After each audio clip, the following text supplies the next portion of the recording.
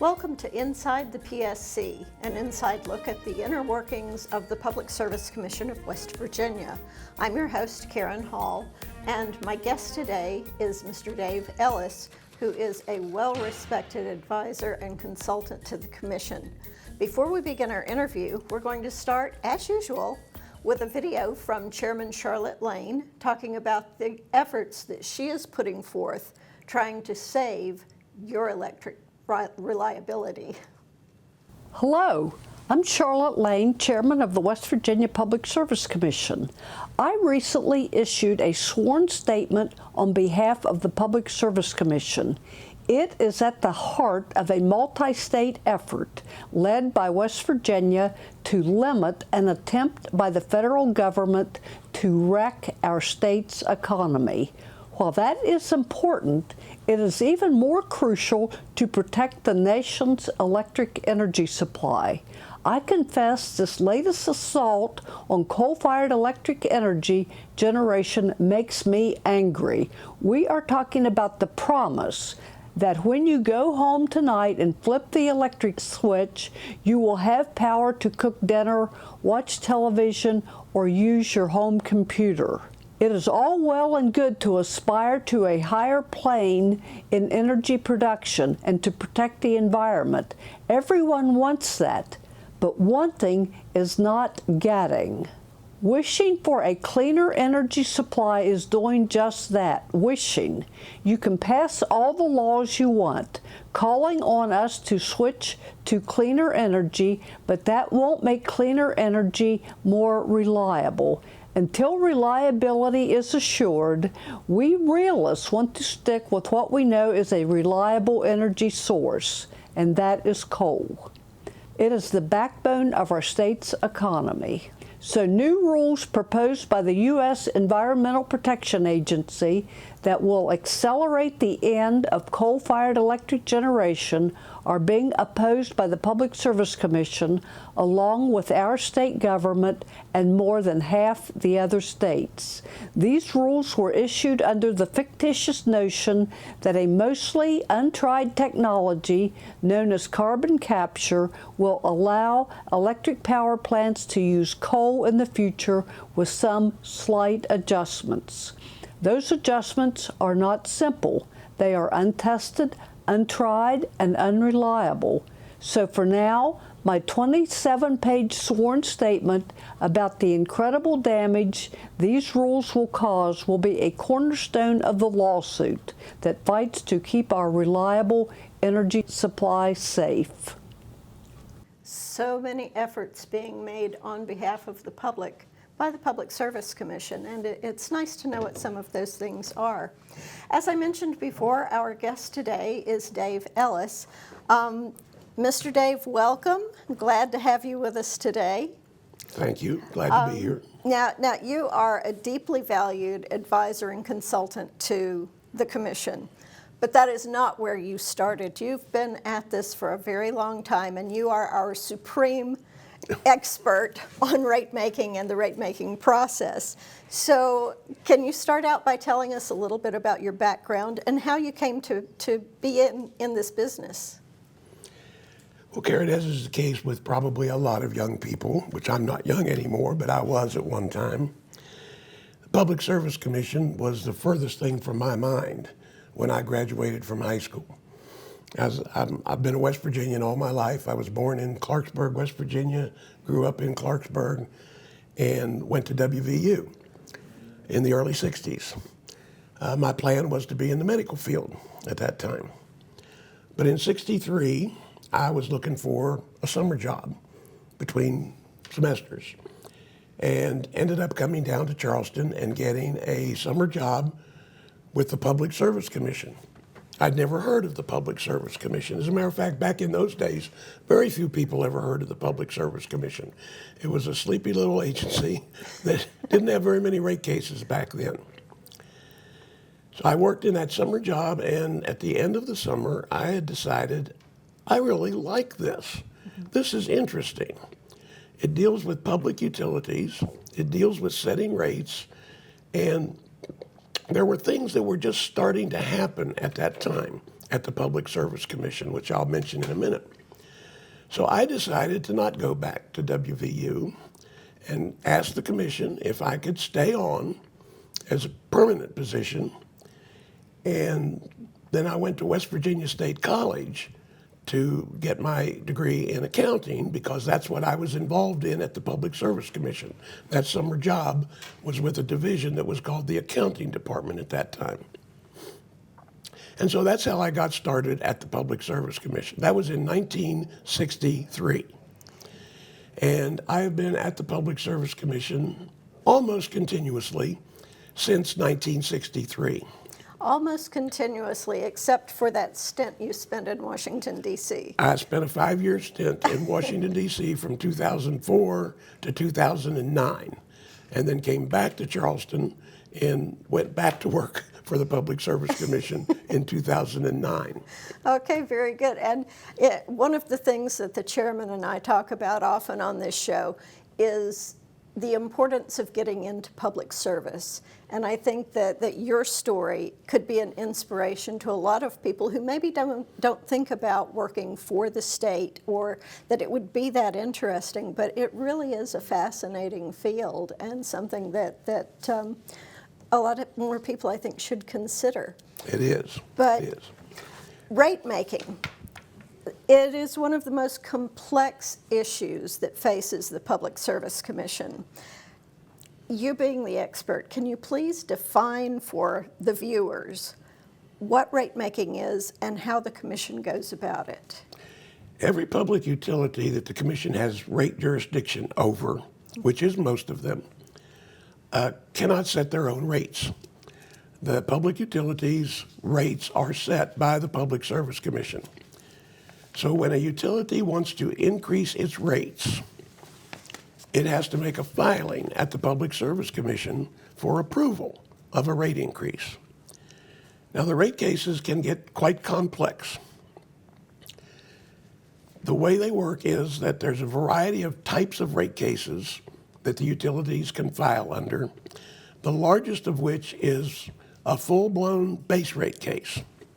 In a full-blown base rate case, the commission looks at the overall costs of the utilities.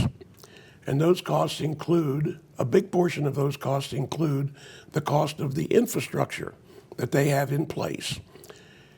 The infrastructure means the plant that is serving customers. For electric utilities, for example, it's the power plants that generate power and the lines that carry the power to our homes and businesses. For the gas utilities, their infrastructure are the pipelines that bring the gas to our homes and businesses.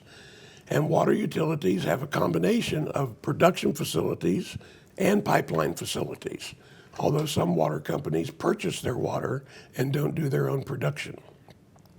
In a rate case, the commission has to look at all of these elements of costs of the utility and determine exactly what costs the utility is incurring to provide service to its customers.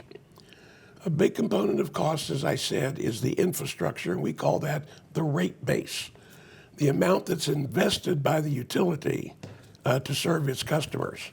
And that can be quite a substantial number. For example, just looking at Appalachian Power Company, for example, a big electric utility. Right. It can have $10 billion or so invested in rate base. That's the investment that it has in the lines and the power plants that are serving customers. Now, all of that $10 billion is not used to serve West Virginia, and that adds complexity to a rate case for what we call a multi-jurisdictional utility. Appalachian is multi-jurisdictional because it operates in both West Virginia and Virginia. So out of that $10 billion of investment that they have, we would probably assign somewhere in the neighborhood of $4 to $4.5 billion of that to West Virginia. Now, the cost of that $4.5 billion rate base has to be paid for by West Virginia customers. And the cost of rate base involves the return that the utility needs on that investment, which includes the interest that it has to pay on the money it borrowed to make that $4 billion investment. as well as a return on the equity investment that the stockholders have made in that equity, in that investment. Then there's also depreciation on that investment.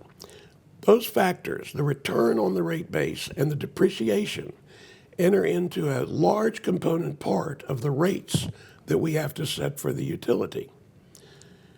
That applies to not just a utility like Appalachian Power Company, but it applies to any privately owned utility that has investment to serve customers.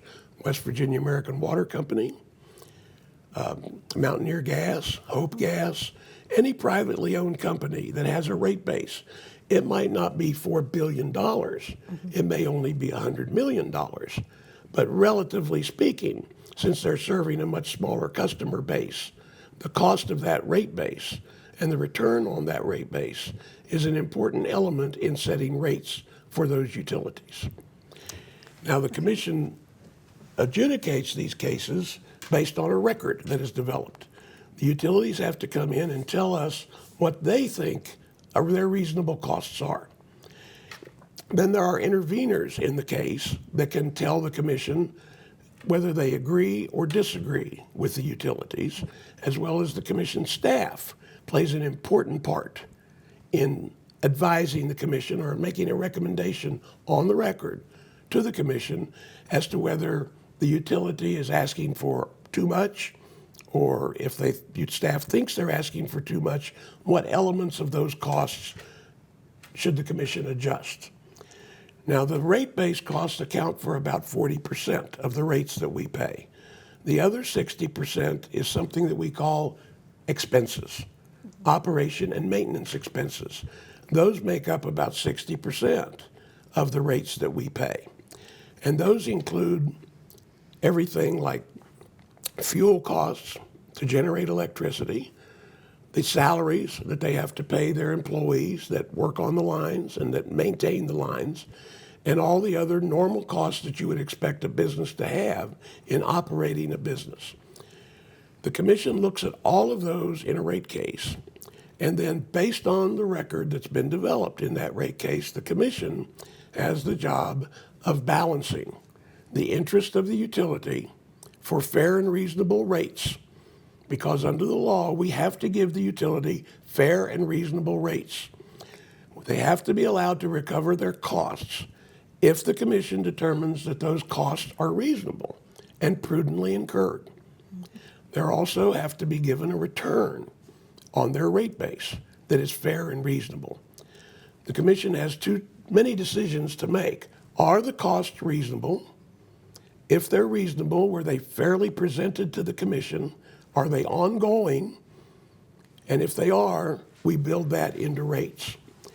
If the Commission determines that some of the costs were not prudently incurred or unreasonable, even if the utility incurred those costs, the Commission has the option of disallowing those costs in setting rates. And there's often a lot of controversy in our cases about that, because some parties will say the costs are there, but they're imprudent, they're unreasonable. And of course, the utilities will defend their position. That's the way the rate cases progress. I've watched a lot of the cases and heard exactly what you're talking about. And I know that our utilities analysts go through, I think, every penny on every page, which is encouraging and should be to our viewers. The primary factors driving utility rate filings, you say, are the cost of operations and the cost to provide the utility service. And you've already talked about those. Two additional important elements in this area are debt capital and equity capital. How do those two issues fit into the overall rate-making process? Those are all related to what we call the capital costs, which was the first 40% that I talked about. Okay. In order to make a $4 billion investment in West Virginia, a major utility has to finance that $4 billion. Or if it's $100 million, they have to finance it. It would not be prudent for a utility to finance all of its infrastructure with debt. And the reason for that is because it would be so heavily debt intensive that if it ever had an emergency, it wouldn't be able to go out and borrow money. So we've never considered 100% debt financing as being prudent, even though that's the lowest cost financing there is. Mm-hmm. It would be like us financing everything that we have with debt. And then if we ever had an emergency and had to go out and borrow $1,000, the bank would probably say, no, you're too heavily in debt. Right. So the other way of financing is with equity capital. The investors in the utility can make an investment in the utility, and that is called equity capital. We do not consider it prudent to finance a utility with 100% equity capital because equity capital is more expensive than debt capital. You can almost always borrow money at a lower cost than a stockholder would expect to get on an equity investment. So therefore, the commission looks at how the rate base was capitalized. Mm-hmm. Normally, we look for something in the range of 50 to 55% debt and 45 to 50% equity. So think about it. You've got a $4 billion or a $100 million rate base. Roughly half of that is financed with debt. To determine the debt cost is really relatively easy. The debt are bonds. The bonds have stated interest rates. So if the utility has issued bonds at 7% or 4% or 5% interest, that's the cost of the debt. And usually debt comes in tiers. Some of the investments, some of the bonds may have been issued 5-6 years ago when they were at 4.5%. Interest rates are a bit higher now. So debt costs today might be 5.5% or 6%. Then the commission looks at the cost of equity. Equity is what an equity investor expects to make on their investment. The courts have structured rules for the commission over the years that we can't just give an equity investor a number that the commission pulls out of the air. And there is no set rate of return for an equity investor. So what the commission does, based on instructions or rulings that have come down from courts over the years, is we look at what an investor could expect to make in alternate investments of roughly the same risk. So we look at the stock market. And if an investor in the stock market could make 8% or 9% or 10%, that is a starting point for the commission to determine what a fair rate of return on equity is. Now, the stock market is more risky than just pure utility investment. Utility is generally considered to be a relatively non-risky investment.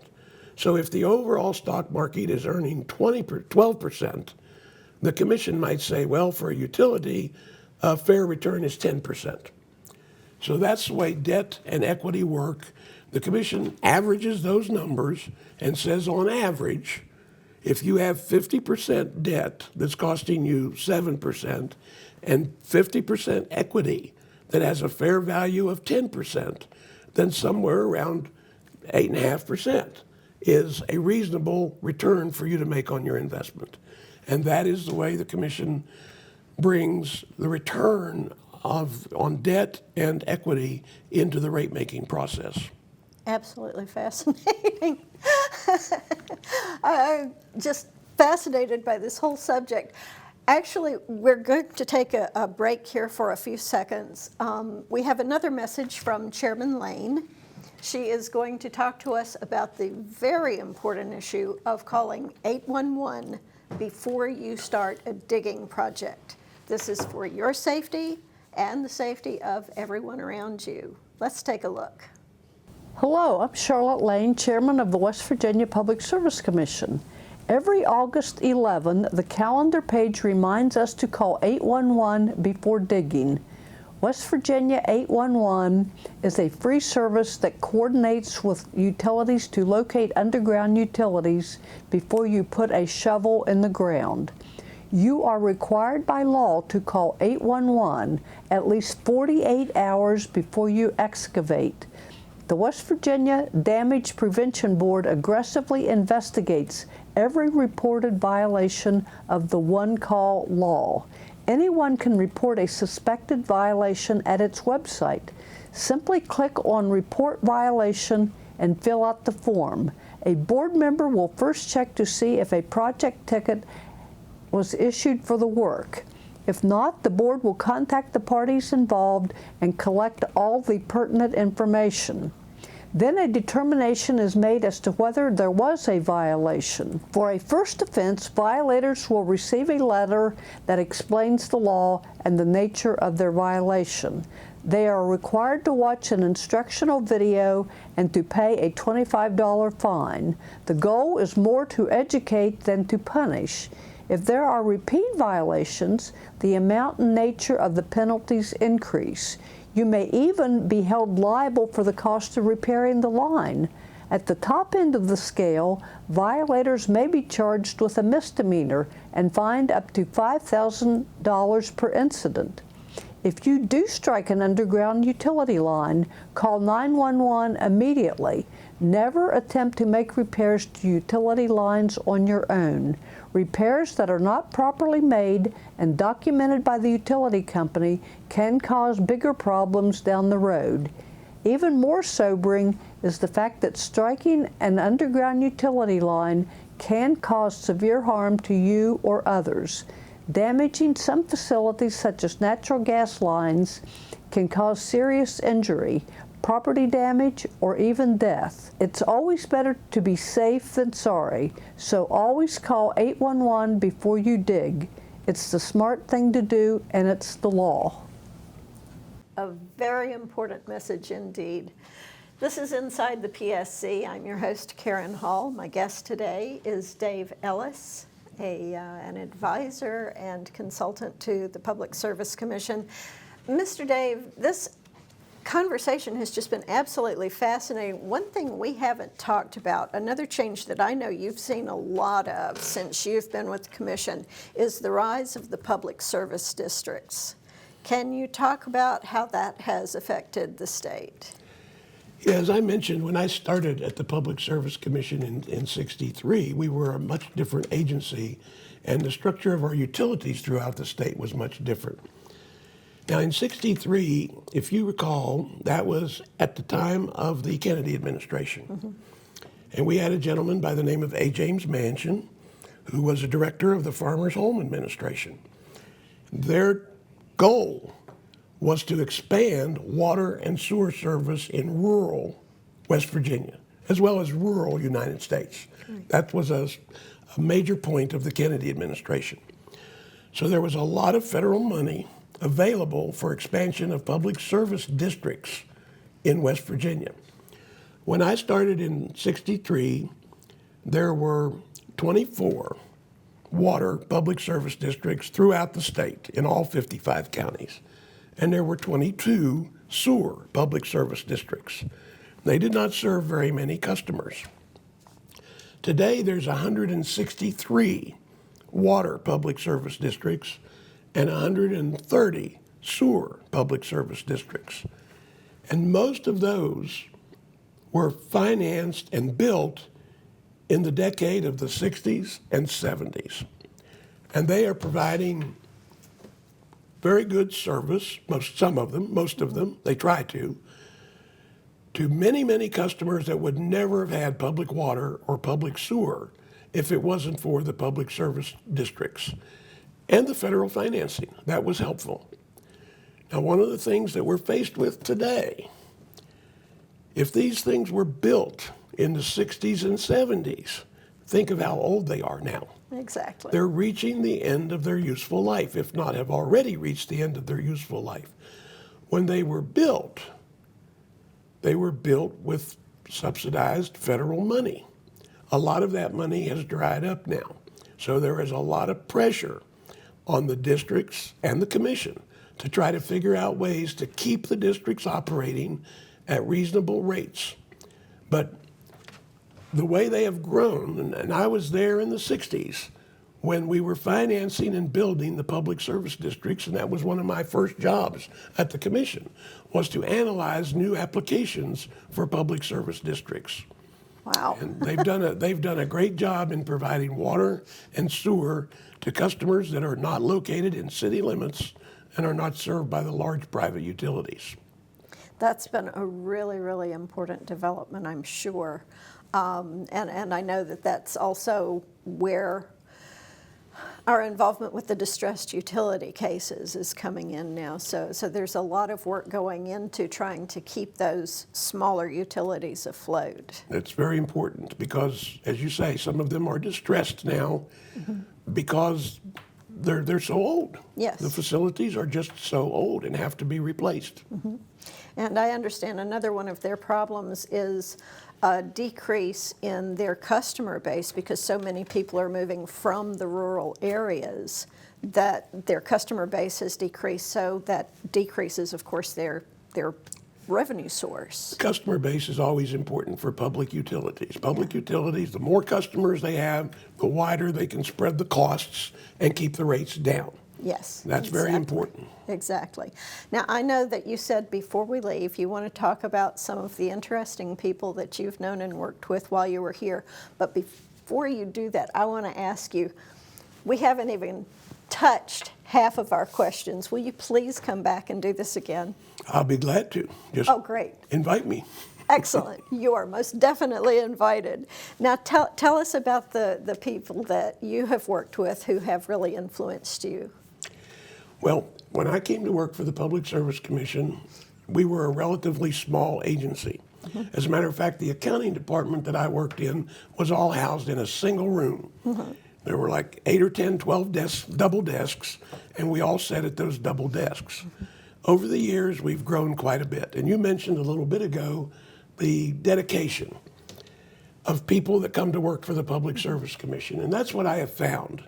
After I became director of a division in 1977, I was instrumental in hiring people. And it was amazing to me how many talented people I could bring in that would be interested in a job with the Public Service Commission, because we don't offer jobs like private industry did. Right. And I hired some people that a fellow by the name of Mike Daly that I hired back in the 70s or 80s. I can't remember the exact time. He's still there at the Public Service Commission. Yes, he but there are is. very few of those that I hired. But the point is they were all very dedicated. And I apologize. I'm going to have to cut you off because we're at the end of our time. Thank you so much for joining us today. I really appreciate it. You're welcome. This is Inside the PSC. Thank you so much for your time. Please join us again next month.